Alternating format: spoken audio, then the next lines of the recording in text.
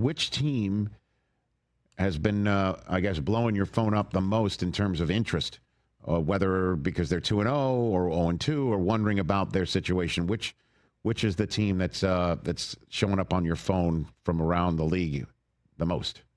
Well, I think we covered Miami pretty thoroughly, Right. So let's set them aside for a second and assume that over this mini bye, things calm down a little bit, at least locally and nationally around that team. I would say the team that I'm asked about the most is what's going on in Cleveland.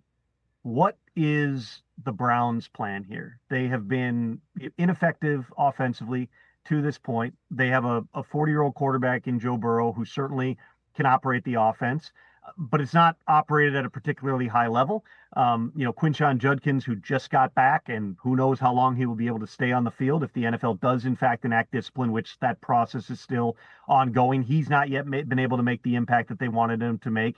Jerry Jeudy is your top receiver. Where else is the playmaking coming from here?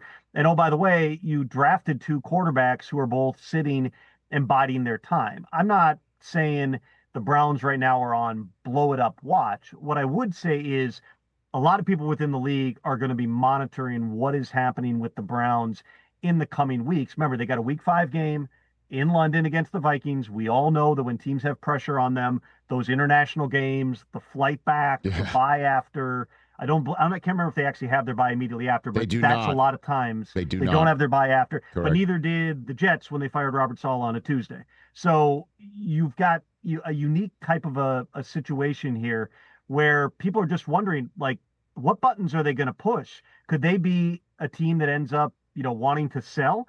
Do they feel like they can afford to be sellers at the trade deadline if this thing does not turn around? Again, they could go out and they could stun the Packers on Sunday, but failing that, they're going to be an 0-3 team in a division where you've got at least one team in the Ravens who looks, regardless of how things ended against Buffalo, they look like they could be one of the NFL's best. You're chasing the Steelers. You're still chasing the Bengals, who are 2-0, despite everything that they've got going on here.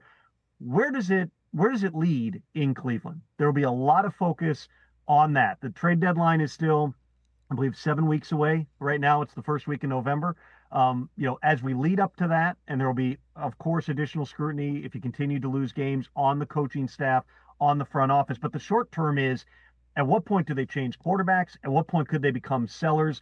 Those are all questions that people within the league are asking right now about the Browns. Yeah, and in the short term, where do they go after the home day game with Green Bay at Detroit before they then head to London against the Vikings and potentially still Carson Wentz or J.J. McCarthy? So keeping an eye on all of that. Hey, you made it all the way to the end. Thanks for that. Check us out every single day streaming live on Disney Plus and the ESPN app 12 to 3 Eastern.